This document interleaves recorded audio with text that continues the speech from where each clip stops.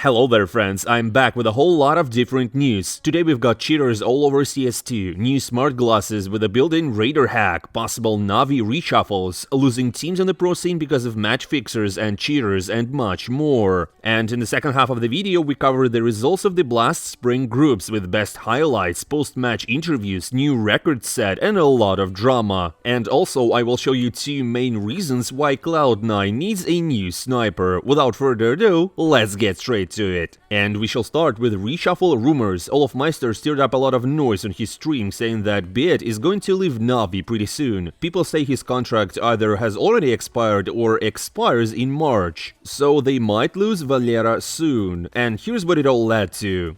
Кстати, про Бита это вообще не фейк. Более того, что у него в марте контракт заканчивается, и хер его знает, что там будет дальше. Monesi also chimed in, suggesting that they should bring him over to G2. Забираем тогда Валеру в команду.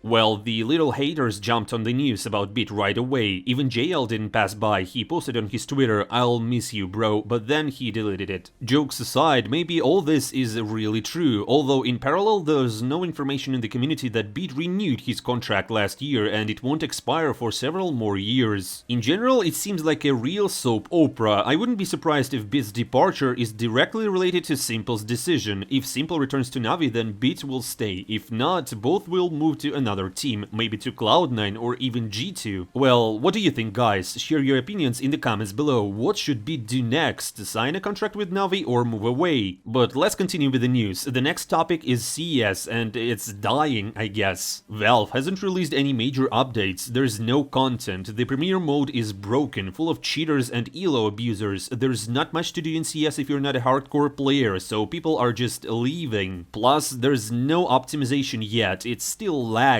Even with my RTX 4090, I still experience lags and crashes. As a result, CS's online player count has dropped to the level of 2022. If in May there were over 1.8 million players, now the peak is only 870,000. Not even a million. It hasn't been this bad in almost 2 years. Plus, the new game called Pal World broke CS online record. Previously, only PUBG could do that. CS was right behind and didn't let anyone surpass it. And don't forget that Pal World is a paid game, so you have to buy it, which is doubly surprising. So basically a paid game has surpassed a free one. At this rate, there won't be anything left of CS soon. Let's just hope that Valve has a plan and know what they're doing, because right now everything looks very bad. We're waiting for a major update, new skins, and of course an anti-cheat. Skins prices are dropping too fast as well. I only hope that closer to the major they will release something and people will get back. But let's draw our attention to something else. For example, Kassad decided to make his list of top 5 best players in CS2. Here we see Monesi, Zyvu, Donk in 3rd place, followed by Spinks and Drops, and this list has sparked quite a debate. Like, really, Monesi above Zyvu, Donk in the top 3? Apparently, this post has led to a whole bunch of other top 5 lists from people known in the community, each differing significantly from the others. Feel free to share your top 5 CS2 players in the comments below. It will be very interesting to read and discuss. Again, unfortunately, we see how our pro scene is filled with cheaters. Well, at least that's what some teams say. For example, ICLA decided to leave CS altogether while all this circus is going on. We had meeting and consultations with board of investors. We've decided to temporarily cease operations of ICLA due to insecurity of investments. We cannot invest hundreds of thousands, millions if needed, of dollars in team when it's just luck decides if we will play against cheaters in online qualifiers or not. Teams are not secured in any way. We will take pause until 2025 to reconsider possible return to CS as a team if we will see positive changes. So yeah, not only we, the ordinary blue-collar workers, tired of cheaters, but also pro players. It all started with the open qualifiers and reached epic proportions at the qualifiers for ESL Pro League. The main suspects are Para. People had questions for them at RMR closed qualifiers, which they, by the way, successfully passed. Now they have defeated Guild Eagles and advanced to the ESL Pro League. And there's a whole bunch of different suspicious clips. Just look at what's happening while I'll tell you what the pro players cheaters think. Juan Flatro, Eagles player, wrote, "Unacceptable, so many teams doing it 100% obvious, does anyone even give a frick about it? Wow." And Smuya answered, "Losing to cheaters in 2024 for Pro League spots, I feel for you, bro." And here's what Major says, and it's quite an idea. "We need VAR in our sport, people with knowledge and experience where they can catch evidences of probable cheaters and power to ban them or cancel a match if necessary. Nowadays in internet everything is possible, we want clean CS2, clean competition." By the way,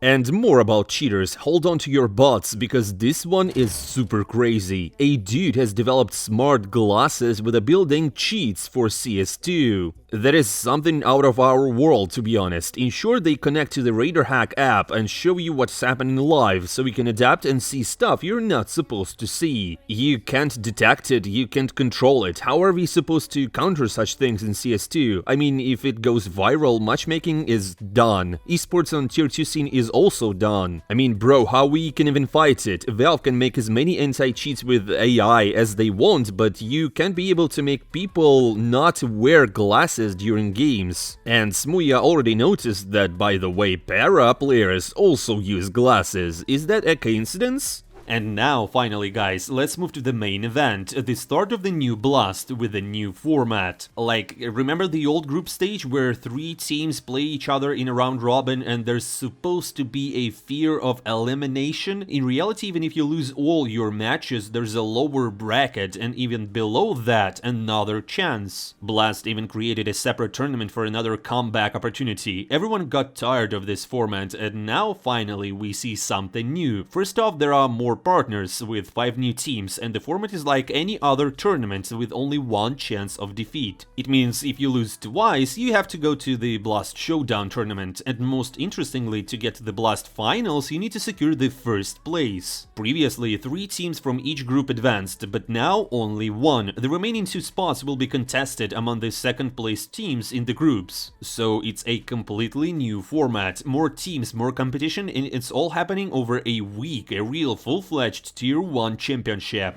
And now, friends, let's discuss how Blast Spring groups went, who won and who lost, and how did it all go, in short. And also, besides highlights, there's some interesting things here. A secret strat to beat NAVI, OG being the first CS2 male team to be coached by a female, Falcons playing the game of their lives, Cloud9's horrific result explained in 2 highlights, and some more. First off, an excellent start for Navi at Blast. First, they pulled off a crazy comeback on Overpass against Complexity, winning 16-14 on opponent's pick. And then they showed great attack on their Anubis, securing a 2-0 victory. Navi stays in the upper bracket, while Complexity drops to the lower. As JL said post-match, their tactics sheets got jammed in the printer during the first map, so they were clueless. And once they got the papers, everything clicked. So now everyone knows how to beat Navi, just take away Blade's cheats. However, strangely, Alexei B doesn't seem to celebrate the win, but worries about Beat instead. I hope Beat's departure is just a meme. Valera is a cool guy, whichever teams he joins in the future will only get stronger with him, but I still hope that Beat stays with us and continues to bring the heat. When even the captain speaks like this, something significant seems to be happening. It's like he has already bid farewell to bid. Next, Vitality against OG. Can you guess the score? It's 13-0. Wow. OG, are you okay? They let Zyve rack up insane stats, 2.39 on Mirage. This was actually OG's map pick. This was the first time in history of CS and CSGO when a female coach took over a team. OG's manager Vladislava had to step in for Ruga, who couldn't make it to the match due to family circumstances. Of course, it's clear that this was just a joke and not her responsibility, but all the comments were naturally focused on this. People made remarks about the real level of women's esports, etc., but as true gentlemen, we of course condemned such jokes. And by the way, about the coach himself. After the match, someone said that Rogga will join Astralis, and literally a couple of minutes later, these rumors were fully confirmed. Now officially he's Astralis' new coach, though with some reservations. Firstly, after this news, he was heavily criticized on Twitter because, like he said, said that he had family circumstances and then he signs contracts with Astralis, like really? And the Danish org got some flack too for taking members from another team behind their back. Also, I have to point out that he's the 4th banned coach Astralis signed. Hunden, Castle and Trace were all banned by Valve for exploiting coaching bugs. Rugga is also part of that list. His ban has already expired, but in any case the community heavily criticized both the org and the coach, you know, for not so commendable actions. But then Rugga decided to talk. Firstly, he indeed missed the team's match because of the family issues. His wife got sick and he was absent because of that. Secondly, he's not leaving OG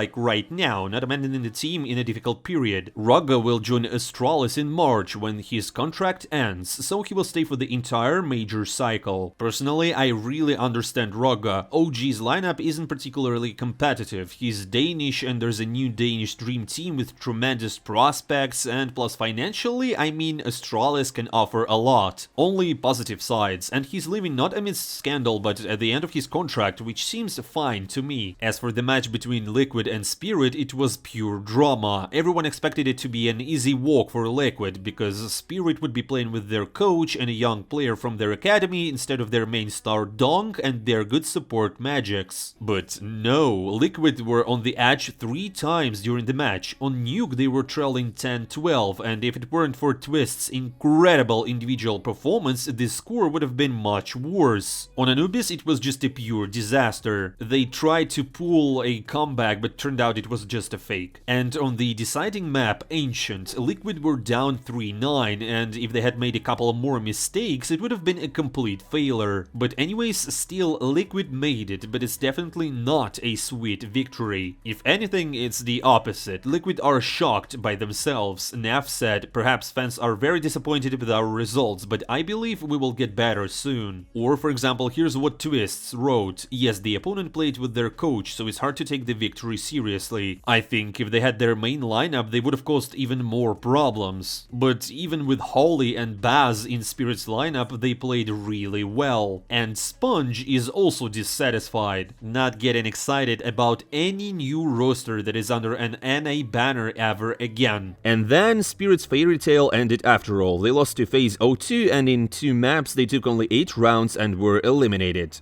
But Liquid, on the contrary, surprised us and defeated Gamer Legion without any problems. 13-6 and 13-7, the Canadian duo was just magnificent. Then, surprisingly or not, BIG defeated Heroic in the lower bracket in a very difficult match. Double overtimes, amazing highlights, comebacks from both sides and much more. Thus, Cadian's X leaves Blast while he sits confidently in the group's finale. Then, Virtus.pro vs Cloud9. A good, solid CS performed by both teams, but the Bears emerged victorious. Virtus.pro, as for me, are generally in excellent shape at the beginning of the season. They should have entered the RMR with a score of 3-0 if they hadn't given away 2 comebacks in a row from 1-9. Of the last 9 matches, they lost only 1 time and just to NAVI in closed qualifiers. Next, Vitality against Falcons, Zonic and Magisk against their Axes. What makes this match even more epic is the fact that this is in the lower bracket, which means elimination, and it was a very close one. Falcons had a game of their lives on Nuke, which is considered one of the best Vitality's maps. Zyvu showed some inhuman CS trying to rescue 4 anchors on his side. Magisk was just great too, but in the end it wasn't enough against the best team in the world. Anyways, Falcons were good. They showed an excellent level on Nuke, they resisted on Vertigo against the divine Zyvu. Still, they simply had no energy left for Anubis, and you know what? For me this is quite a good result for their first huge tournament. Dropped to Showdown but put up a fight against the best team in the world. When they lost to Astralis 13-3, I thought that they wouldn't show anything further, but no, they left on a very high note. Well, Vitality reached the finals of their bracket and meet Astralis. Apex wrote afterwards, "Long time I didn't bang my axe, it felt good." Now Cloud9 versus BIG. In theory, we will have a super easy match for Cloud9, right? I think at least the majority thought so. But everything turned out to be so wrong. Let's watch. And you know what? Everything really looked like an easy game for Cloud9. It was 6-1 and they were feeling really confident. All that remains is to calmly flank Man2, but...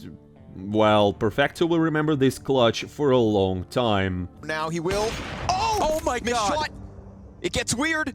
10 seconds, Montube swings, and a missed shot from Perfecto, but that looked on him unless the inaccuracy of falling out of temple? No, he was on the move already. I'm not sure. The only thing would be a missed counter-strafe that could make it. You know, guys, I watched this in slow motion, I watched this in super slow motion, it looked like Perf was just shooting right at Mantu. But the sight was a little blurry, so apparently he either strafed it or hasn't not yet stopped moving from the step, but in any case, this is such a tilt. Gaben, great job fixing it for Perf. And this was not the end yet. 11-9, Cloud9 again find 2 entries well, trying to finish their round 4-2, and all that remains is to finish off these support players. They will not expect that second player. Bomb down. Given a chance. Process comes in. What? Double kill. From top mid, he goes in. Perfecto tasked with another clutch. And it's a headshot, but they smoked off bomb. Wait, with a free smoke, and they know Process was here. But the thing is, he could route around. Does he push through? It's the op again, and a miss! Get it, Opper! Again, this op is just burying Perfecto alive. Well, Ilya is having no luck with this sniper rifle today. He probably thinks, why the hell I picked it up? I mean, he would definitely made a headshot with the deagle. And immediately after this, of course, discussions began. Well, like, Cloud9 did really need a sniper urgently, like m0NESY or Simple, or at least anyone. But hey, friends, what do you think? Is CS2 just bugged and doesn't work well, or is it really unlocks for Perfecto, or Cloud9 really need a sniper? Write your thoughts in the comments below. Then they lost. Cloud9 went to Anubis feeling really bad, and they played bad also. At one moment the score was 10-7, as if the game was super close, but in reality they won all these 7 rounds thanks to clutches, not by team play or tactics or whatever. Cloud9 goes to Blast Showdown, and now instead of preparing for the major, they will have to play an additional tournament to qualify for the finals. After the match, Boomich said, I don't know what to say, it was as if we weren't a team, there was no communication, no team play, I don't know why. Maybe because we waited 2 hours for our game due to phases overtimes, I don't know what to say, bad result. Our mistake was not to play pracs on match days, and because of this we didn't feel the game was at our level. We weren't Cloud9 today. Perfecto simply wrote no tilt but full tilt. And friends, of course, everyone said again that Cloud9 were missing a sniper. We have been talking about this for the 3rd month in a row and nothing has changed. While Mantu is solo destroying Cloud9, they cannot respond in any way. Well, more questions than answers. But okay, this is not a major, not Katowice, they will have another chance to return to the Blast Finals. They are now partners, these defeats are painful but not fatal. In any case, they won't make any substitutions until the major. Now there are only 2 additional days to prepare for Katowice. I hope the guys will spend them wisely. Next, the 4 finals of Blast Spring Groups 2024. First, Virtus.pro won over BIG without any problems. 13-10, 13-6, always leading, feeling comfortable. As I said earlier, VP looks just decent in 2024, so I'm eager to see them play bigger teams at LANs. Next, NAVI versus G2, a superb headline, but in reality, G2 just had nothing to show against this black and yellow machine. And you know what? Alexi was the real hero of the match, because he was the tactical genius, the best caller of the game. He was sitting mid-tab, but outplaying his ex in all situations possible. 13-9 and 13-5. Isn't that too easy for Navi? Do they even need Simple with such confidence? Only Katowice and the major will tell. The 3rd final was FaZe versus Liquid. Again, X's meet. And again, a 2-0 match, but a closer one this time, fortunately. 13-11 and 13-9. Liquid were very close to snapping FaZe's lead, but lacked a little luck or confidence, I can't really say. So Team Liquid drops to the play-in stage, while FaZe proceeds to Spring Finals. And the last finale was Astralis versus Vitality, and oh, that was one hell of a match. A burning hot inferno that ended 13-10 for Astralis, and then an even hotter Mirage with overtimes, and Vitality squeezed a win here. But as for the 3rd map, Astralis just didn't have any energy left and lost 6-13 on Nuke. What's interesting here is that Stair finally showed himself in this match, trying to be the best he could, showing decent CS and providing highlights. Meanwhile, Device was sitting low tab. And as always, Blamaf had the best rating of them all. As for Vitality, well, he just can't stop Zyvu, especially on his favorite Nuke. He obviously became the best player of Blast Spring Groups with 1.47 rating and 0.95 KPR. And now to the play-in stage. God help me, this blast format is endless and kinda super merciful. Astralis clinched their victory in the overtimes on the last map against BIG, and G2 just destroyed Team Liquid without any troubles. Both teams proceed to Spring Finals as well, while Liquid and BIG will play at Showdown with other teams. Hey friends, on the closing note, I have a request for you. Please tell me in the comments below what would you like to see me doing during IEM Katowice. Should I be making videos frequently and covering most of the games, or is this digest format better? Vote with your comments and likes so I can do whatever is more convenient for you. Anyways, don't forget to follow my channel and hit that like button. IEM Katowice is on the horizon. I'm not saying goodbye for a long time. See you soon.